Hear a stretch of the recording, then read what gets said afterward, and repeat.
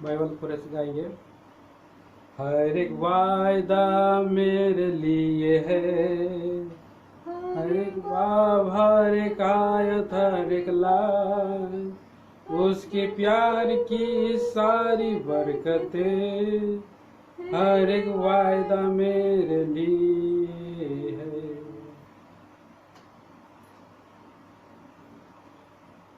एक वचन हम पढ़ेंगे, मत्ती सुसमाचार 10 अध्याय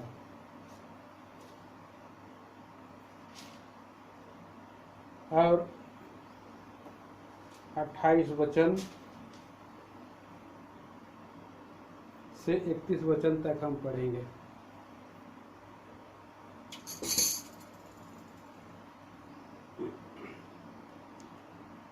जो शरीर को घात करते हैं पर आत्मा को घात नहीं कर सकते, उनसे मत डरना, पर उसी से डरो जो आत्मा और शरीर दोनों को नरक में नष्ट कर सकता है।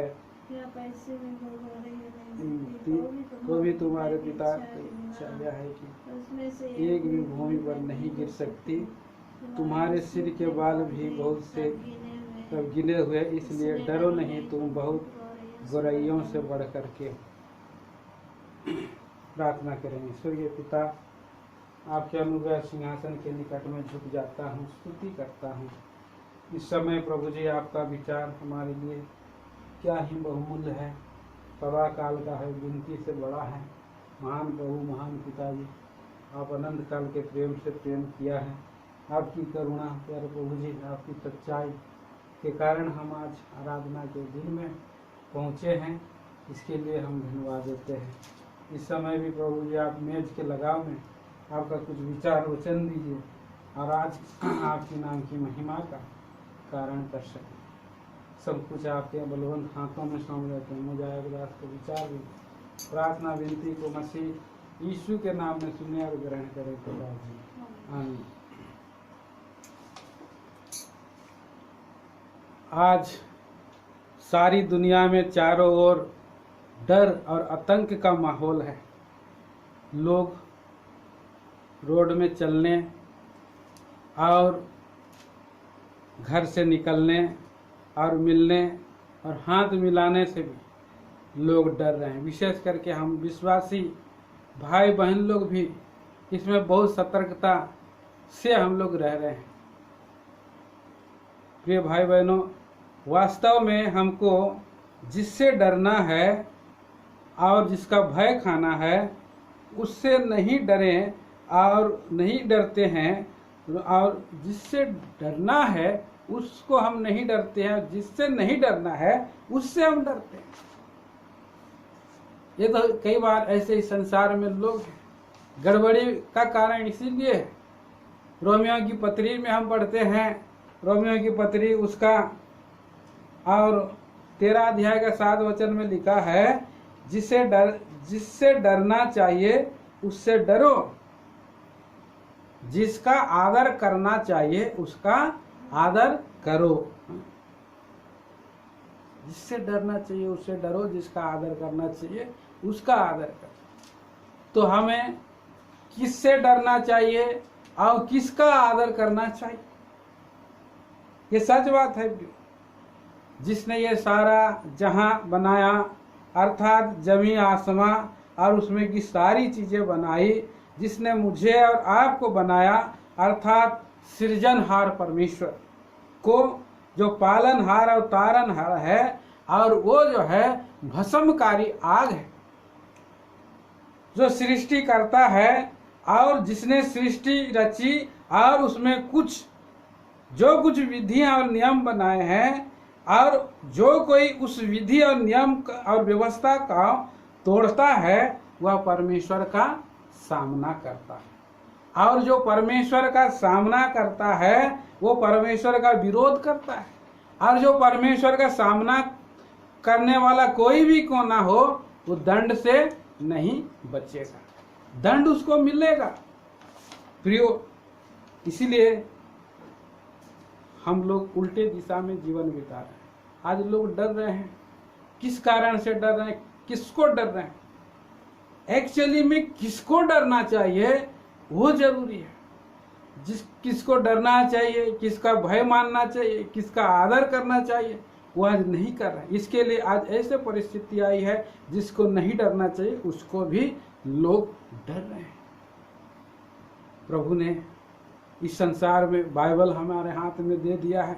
बाइबल में लोगों ने लिखा है, प्रभु के दास लोग कहते हैं 365 दिन का में 366 दिन बार जो है मत डरो मत डरो मत डरो बोल के लिखा।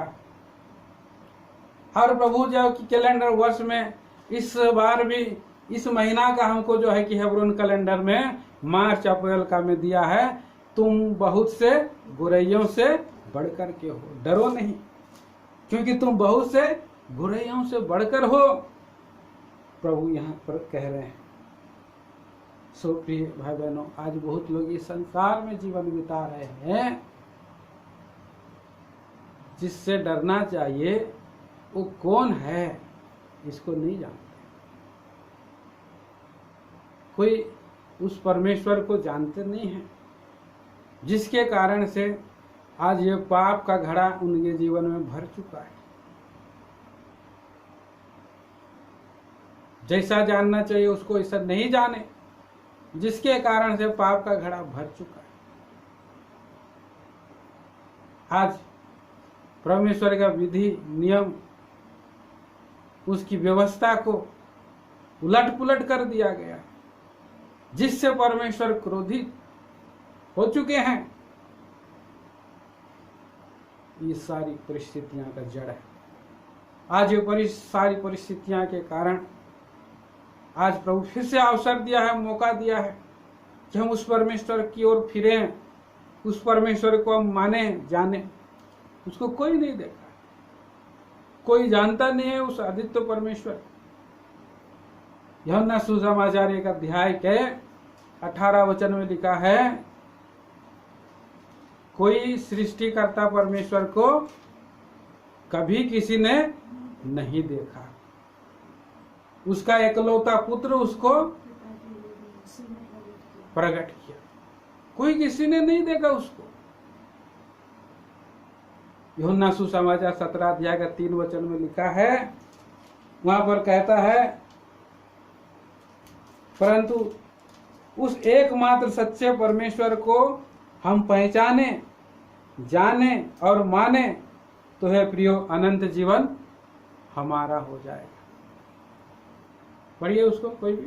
और अनंत जीवन यह है, अनंत जीवन ये है कि वे तुझे एकमात्र सच्चे परमेश्वर को, वो तुझे एकमात्र सच्चे परमेश्वर को और यीशु मसीह को, जिसे तूने भेजा है, जाने। हाँ, सृष्टिकर्ता परमेश्वर ही जिसको भेजा है जाने।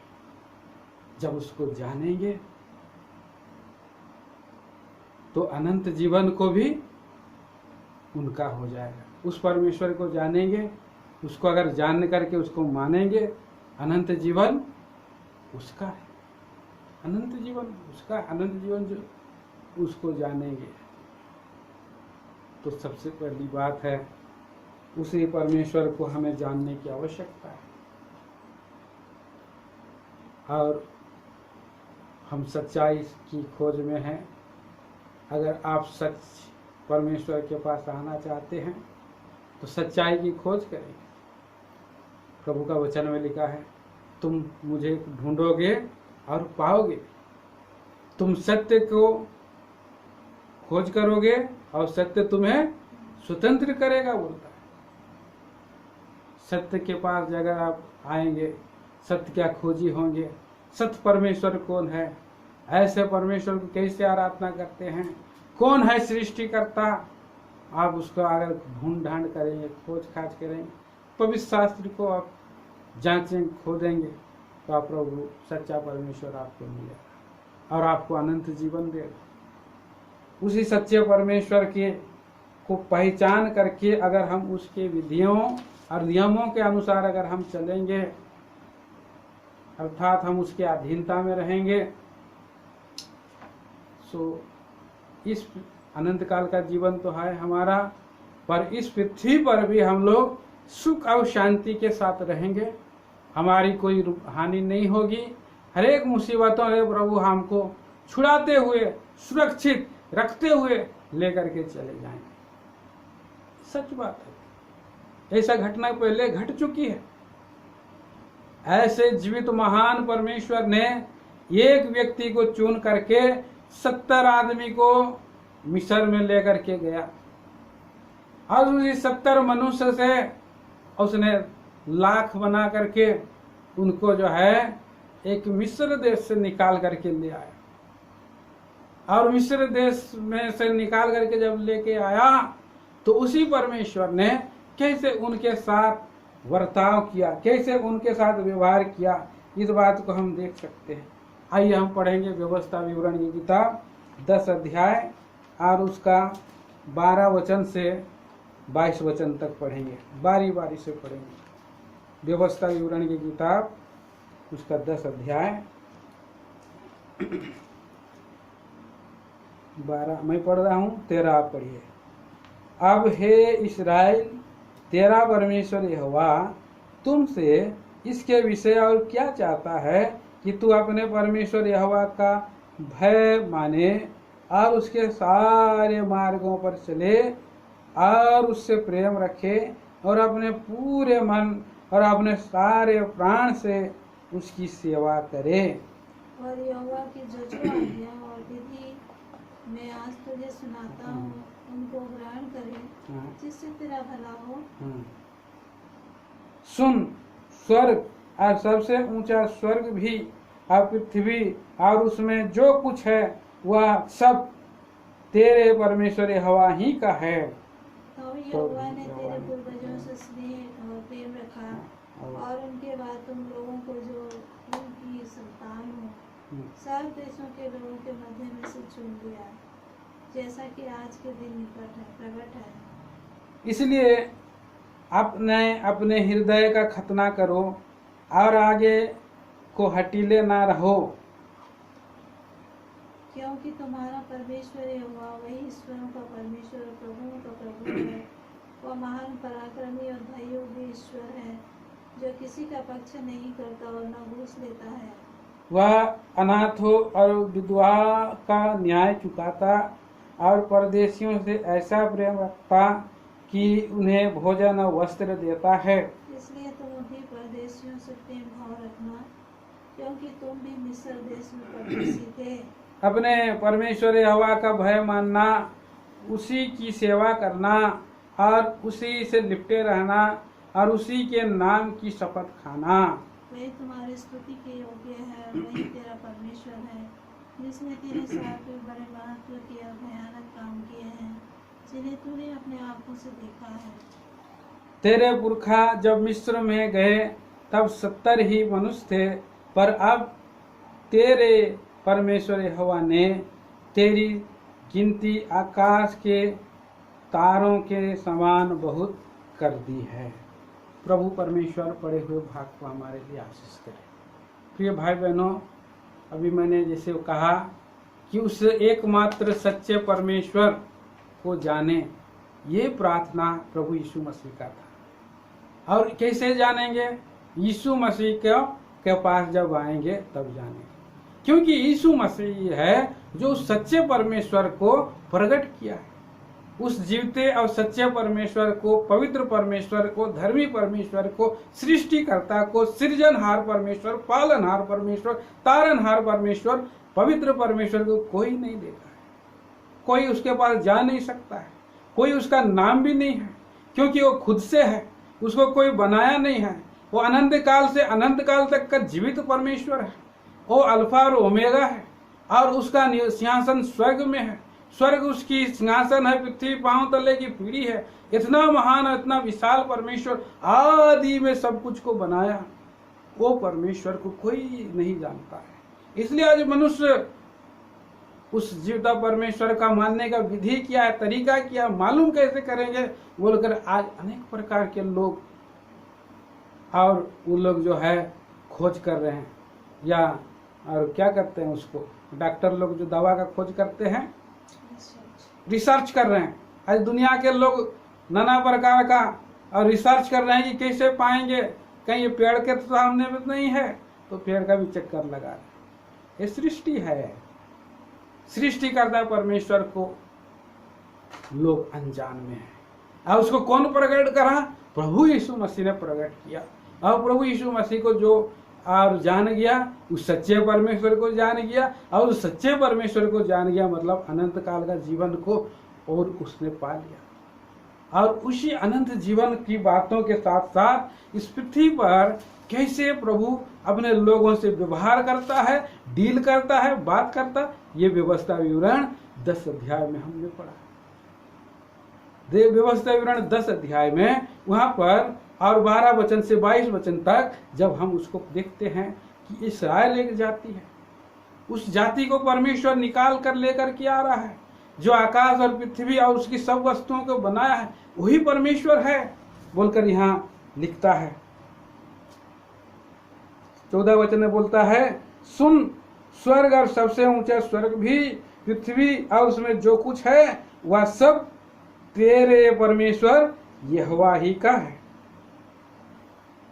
तो भी यहोवा ने तेरे पूर्वजों से स्नेह और प्रेम रखा, और उसके बाद तुम लोगों को जो सब उनकी संतान हो, सब देशों के लोगों के मध्य में से चुन लिया, जैसा कि आज के दिन प्रकट है। चुन सब देशों के लोगों में से इस जाति को, इस छोटा सा झुंड को, ये मिस्र देश में गुलाम रहने वाले लोगों को, जो दबे पीछे कुचले लोगों को प्रभु ने चुन लिया। सब देशों के लोगों को छोड़ दिया, सारा पृथ्वी को छोड़ दिया, आकाश तारा गणों को छोड़ दिया, सब कुछ को छोड़ करके, स्नेह करके, प्रेम करके तुझको जो है अपना प्रजा बनाने के लिए चुन लिया। प्रियो, क्या आप ऐसे परमेश्वर का प्रजा बनना चाहते हैं? क्या आप ऐसे परमेश्वर का संतान बनना चाहते हैं? क्या आप ऐसे परमेश्वर का आराधना करना चाहते हैं? क्या ऐसे परमेश्वर का आप सेवा करना चाहते हैं? वो इस्राएल का परमेश्वर, इस्राएली लोग अन्य जातियों से जब व्यवहार करते हैं आज भी, तो उनके दृष्टि में इस्राएली लोग उनका पानी तक नहीं पीते हैं। कितना वो लोग और पवित्र अपने आप को समझते हैं, परंतु आज इस्राएल का परमेश्वर अन्य जातियों को भी यीशु मसीह के द्वारा प्रकट हो गया, और उसका आशीष आज हमको मिल सकता है, मिलेगा, मिल गया। हम लोग हैं, पर इस्राएल जाति को जब उसने चुना तो प्रभु उनको भी कुछ विधि दिया है, कुछ व्यवस्था दिया है, कुछ नियम दिया है। उस नियम को पालन करना बोल के प्रभु ने उनको बताया है। प्रभु का कुछ इस्राएली लोगों के प्रति डिमांड है। जब परमेश्वर इतना सारा सृष्टि का मालिक उसको चुन लिया है, तो वो भी चाहता है कि उसके लोग पवित्र कैसे रहें, कैसे यूनिक जाति बन करके रहें, कैसे परमेश्वर के अधीनता में रहें, और उसकी ये डिमांड है, मांग है परमेश्वर।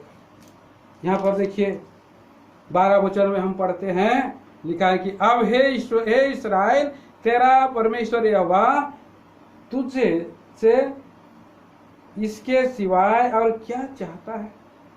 क्या चाहता है?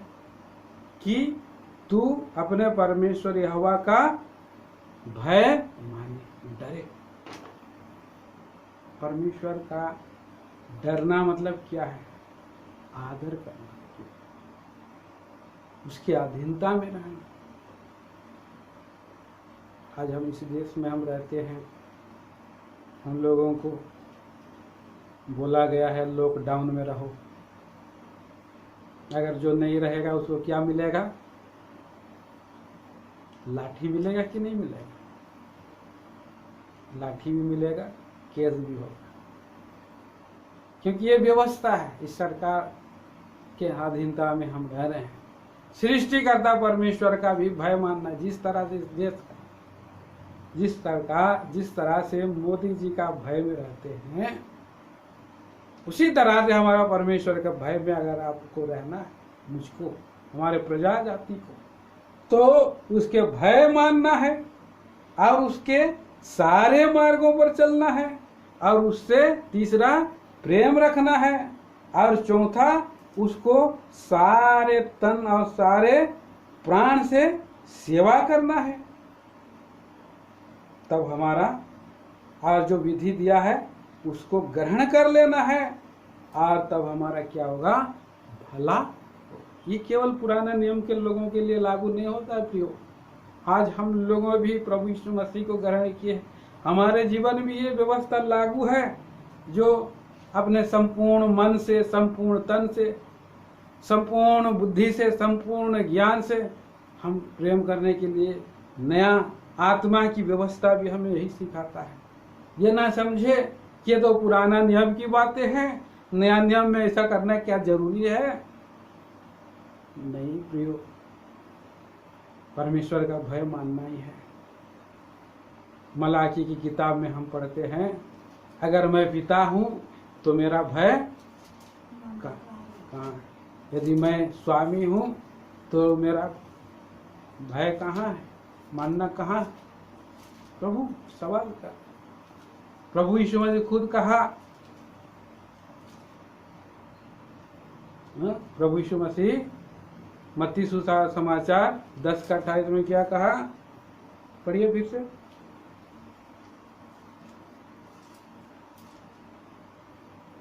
मत्ती रचित सुसमाचार 10:28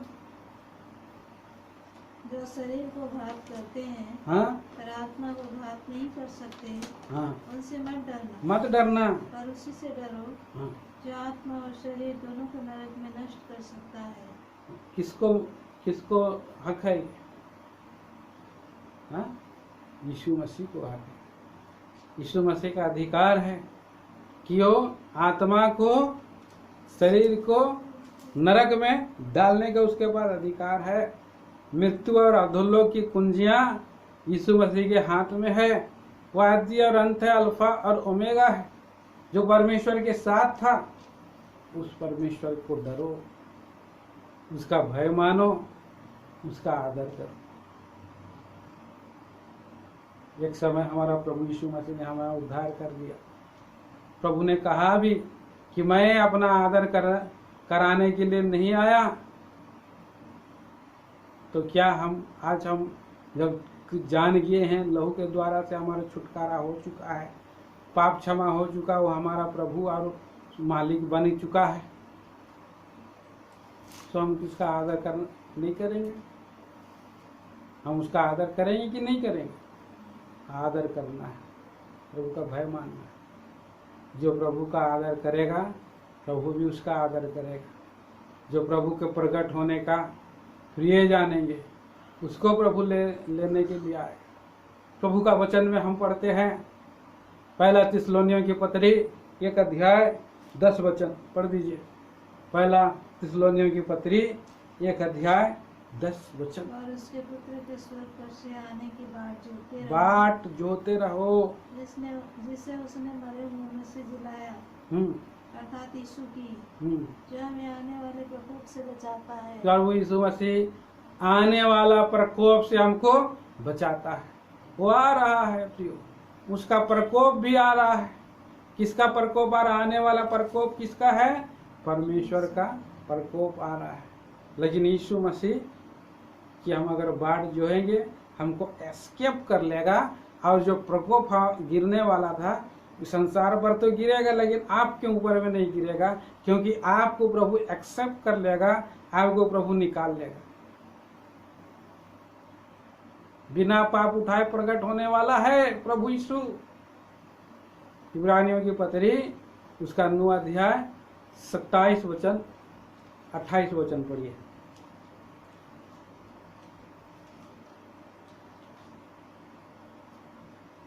और जैसे मनुष्य के लिए एक बार मरना और उसके बाद न्याय का होना नित्य है, वैसे ही मसीह भी बहुतों के पापों को उठा लेने के लिए एक बार बलिदान हुआ, और जो लोग उसकी बाट जोहते हैं, उनके उद्धार के लिए दूसरी बार बिना पाप उठाए हुए दिखाई देगा।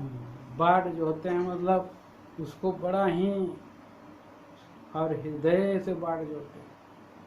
बड़ा ही प्रेम के दृष्टि से बात होते हैं। डरते और कांपते हुए जागते रहो और प्रार्थना करते रहो, ऐसे बाट जो रहे हैं वो लोग। देखो मेरा प्रेमी का शब्द सुन पड़ता है, वो पहाड़ियों को कूदता और फांदता हुआ चला आता है। उसकी बाट जोने के लिए लोग लाइन में खड़े। कई बार लोग रेलवे स्टेशन में टिकट कटाते हैं, तो कई बार जो है कि तत्काल टिकट, पहले तत्काल का टिकट में जल्दी नहीं मिलेगा तो रात भर वो लोग लाइन लगा करके खड़े। इस तरह से दूसरा विचार हम देखते हैं कि लिखा है कि उसके सारे मार्गों पर चलो। तीसरा विचार वहां पर क्या लिखा है, उससे प्रेम रखो। तीसरा विचार हमने देखा, पूरे मन और सारे प्राण से सेवा करो। उसकी पांचवा विचार, उसकी आज्ञाएं और विधियों का पालन करो। छठवां विचार, अपने हृदय का खतना करो। प्रिय भाई बहनों, इस वचन के द्वारा प्रभु हमको ये बताना चाहता है, हृदय का खतना। हृदय का खतना पवित्र शास्त्र में हम देखते हैं कि सबसे पहले अब्राहम को प्रभु ने आज्ञा दिया कि तू अपने घराने का खतना करना, खतना कर चिन्ह। लेकिन यहाँ पर प्रभु बोल रहा है हृदय का खतना करो। हृदय का खतना मतलब क्या? वेस्ट थिंग, बेकार बातों को हृदय से निकालना, बेकार वस्तुओं का कूड़ा बना करके हृदय को नहीं रखना है और गंदगी चीजों को निकालना, उसका ये मतलब है। इसलिए प्रभु वहां पर बोला कि हृदय का खतना करो, व्यवस्था विवरण की किताब, और उसका कितना पद में है, 16 वचन में। इसलिए अपने अपने हृदय का खतना करो। वेस्ट बात को जगह नहीं देना। वेस्ट बात जब अगर हृदय में आ जाएगा, माइंड में अगर दूसरा बातों ने जगह ले लिया, तो शैतान तो यही चाह रहा है, उसकी लड़ाई गेम माइंड को पूरा कैप्चर करके हृदय में दूसरी वस्तुओं को डाल करके प्रभु को उसके अधीनता से, उसका भय नहीं माने, उसको निकाल दे और प्रभु को जगह न दे। ये शैतान का पॉलिसी है। तो मेरे भाई बहनों, कितने लोग हैं जो व्यवस्था को जानते हैं, वचन को जानते हैं, सब कुछ जानते हैं, खतना भी वो लोग कराए हैं, लेकिन उनके जीवन में हृदय का खतना नहीं हुआ है। आज हम देखिए रोमियो की पत्री में इसी तरह से पौलुस प्रेरित 2 अध्याय में बोला, प्रेरित एक काम, रोमियो की पत्री उसका 2 अध्याय और कहता है 29 वचन, पर यहूदी वही है, हाँ, परंतु यहूदी वही है जो मन में है, मन में है, और खतना वही है, खतना वही है जो हृदय का, हाँ, और आत्मा में है, और आत्मा में ना है, कि लेख का। हाँ, ऐसे की प्रशंसा मनुष्यों की ओर से नहीं, हाँ, परंतु परमेश्वर की ओर से होती है। परमेश्वर की ओर से प्रशंसा हो। तो हमें परमेश्वर की ओर से प्रशंसा पाने के लिए व्यर्थ बात, ईर्ष्या, कपट, डाह, लीला क्रीड़ा, ये सब खतना रहित हृदय भरा हुआ है। आज अगर आपके अंदर में ईर्ष्या है, कपट है, डाह है, व्यर्थ बात है, तो आपका हृदय का भी खतना नहीं हुआ। गलत बातों के पीछे में संसार में अभी भी आप जो है जीवन बिता रहे हैं, पुरानी बातों को फिर भी आपने जगा दिया है, आपका हृदय खतना नहीं। मन में प्रगट में यहूदी है, लेकिन उसका खतना हृदय का खतना नहीं हुआ, सच्चा यहूदी नहीं है। आज कितना बातें हमारे जीवन में है। हम अपने जीवन को जांचें, परखें कि क्या हमारा सचमुच में हृदय का खतना हुआ है, या आज हम भी पुरानी वस्तुओं को लेकर के हठीले बने हुए हैं। प्रभु का वचन में व्यवस्था विवरण 10 अध्याय 16 वचन में कहता है, इसलिए अपने अपने हृदय का खतना करो और आगे को हठीले ना रहो। हठीले ना रहो, आगे को हठीले हो सकते हैं। शुरू में हम लोग ठीक रहते हैं, पर आने वाले दिनों में जैसे जैसे दिन गुजरता जाता है और भी हठीला होते जाते हैं। एहजकेल की किताब में हम जब आते हैं तो वहाँ पर एहजकेल को परमेश्वर कहता है, मैं जिस जगह में तुमको भेजा हूँ वो बहुत ही हठीला जाति के लोग हैं। वो लोगों की ओर तुम नहीं फिरना, वो तुम्हारी ओर फिरना है, तुम नहीं डरना बोल करके प्रभु उसको समझा रहा है। देखिए इस वचन को हम पढ़ देते हैं, अच्छा रहेगा। एहजकेल की किताब और 3 अध्याय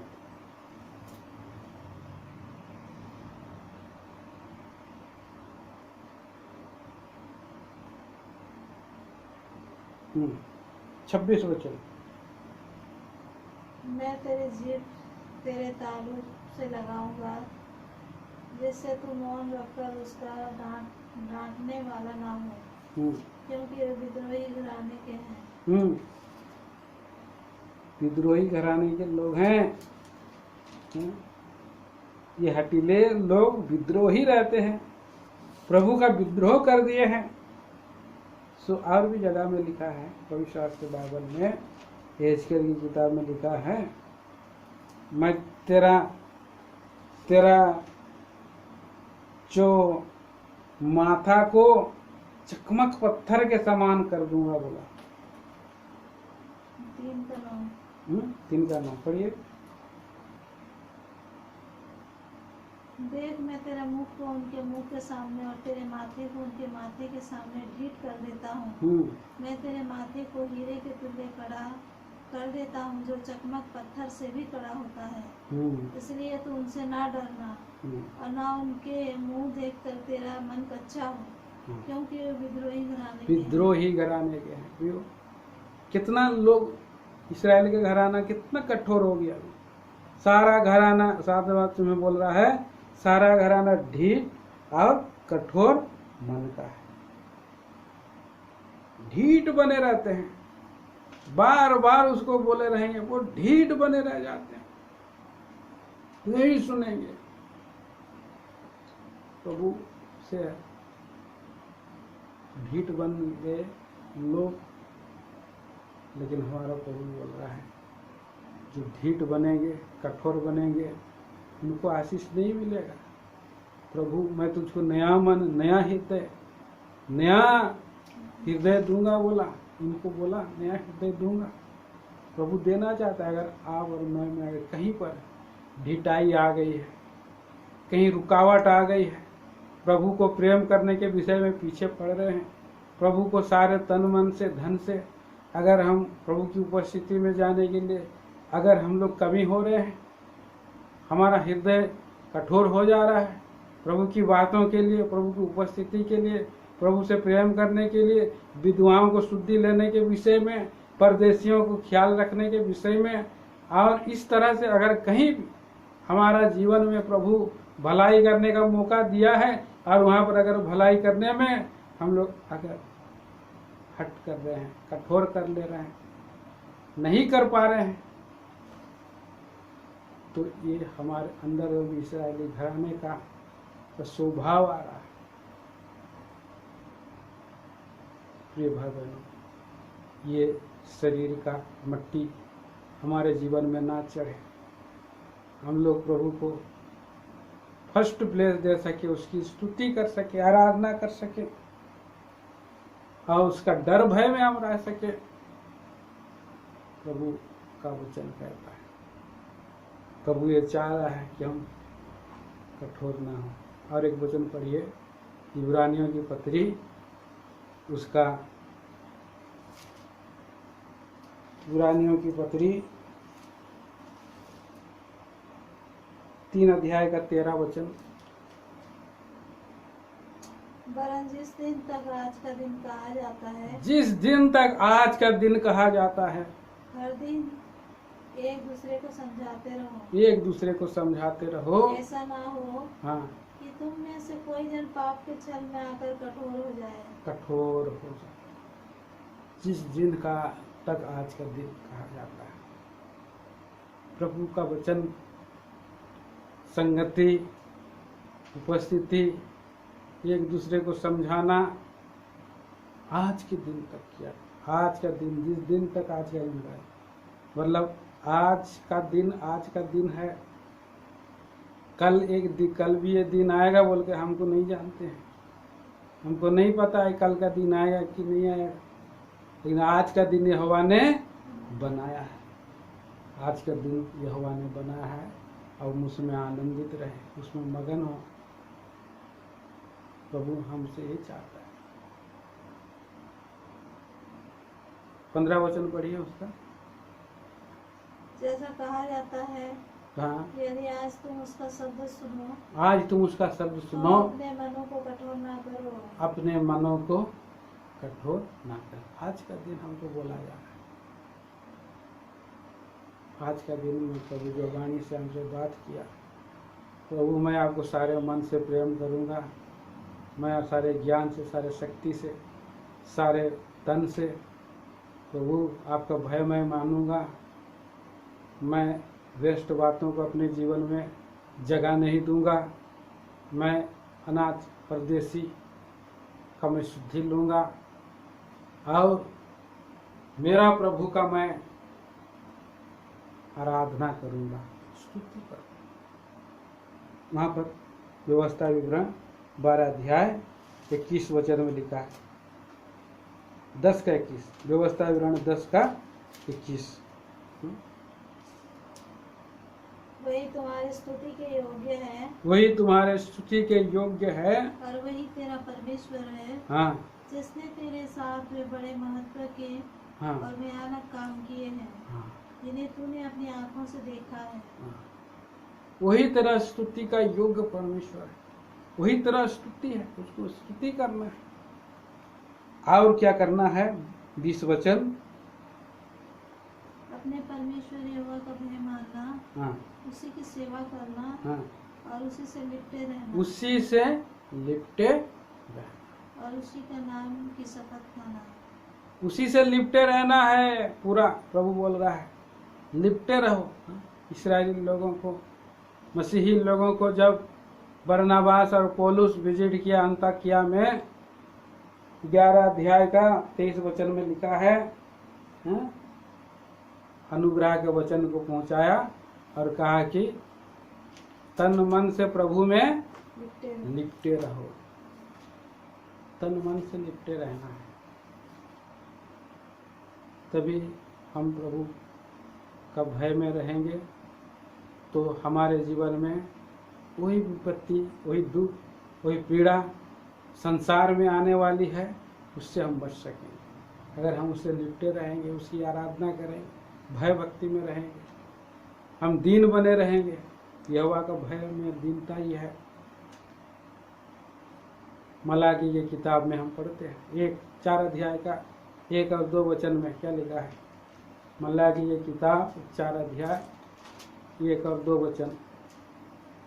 क्योंकि देखो धधकते भट्टे का सा दिन आता है, हाँ, जब सब अभिमानी और सब दुराचारी लोग अनाज की खूंटी बन जाएंगे, अनाज की खूंटी बन जाएंगे, और उस आने वाले दिन में हाँ, वे ऐसे भस्म हो जाएंगे, वैसे भस्म हो जाएंगे कि उनका पता तक न रहेगा। उनका पता तक न रहेगा। सेनाओं के यहोवा का यही वचन सेनाओं है। की यहोवा का यही वचन। और परंतु तुम्हारे लिए जो मेरे नाम का परंतु मानते हो, तुम्हारे लिए जो मेरा नाम का भय मानते हो, धर्म का सूर्योदय होगा, उनके लिए क्या सूर्योदय होगा? धर्म का सूर्योदय होगा, और उसकी किरणों के द्वारा और उसकी किरणों के द्वारा तुम चंगे हो जाओगे चंगे हो गए। और तुम निकल कर काले हुए बछड़ों के समान कूदोगे या फांदोगे। हाँ, प्रभु हमें अभी अनेक प्रकार का पाप का बीमारी भी है बहुतों का। परमेश्वर को भय में आप रहें, सारे बीमारी को प्रभु ठीक करेगा। और पाले हुए बछड़े के समान हम निकल करके छलांग लगाएंगे। आज हम लोग घर में से कहीं बाहर नहीं जा पा रहे, प्रभु ऐसा करने वाला है। तो प्रिय भाई बहनों, इसलिए हम प्रभु का भय में रहें। जो यहोवा के डरवैयों पर है वो उसका उसी मार्ग में चलाएगा जिससे वो प्रसन्न होता है। यहोवा का जो भय मानते हैं, जवान सिंहों को घटी होगी लेकिन उसके डरवैयों की किसी भली वस्तु की घटी नहीं होगी। यहोवा के डरवैयों का चारों ओर दूर छावनी किए हुए उनको रक्षा करता है। यहोवा के डरवैयों को वो उसकी रक्षा करता है। किसी को तो घोड़ों से, किसी को बैलों से और किसी को और बातों से उनको जो है आसरा है, परंतु यहोवा के डरवैये उसकी आशा में और बाट जोते रहते। ऐसे लोगों को उसी मार्ग में चलाएगा। तो मेरे भाई बहनों, आइए हम लोग प्रभु का भय में बने रहें।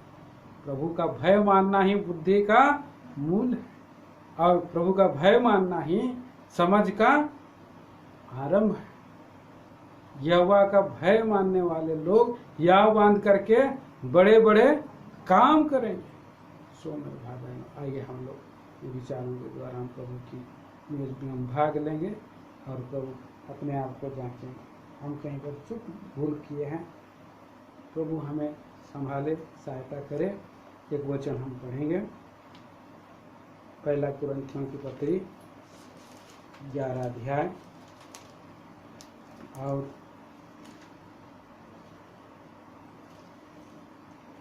26 से 28 तक पढ़ेंगे साथ में।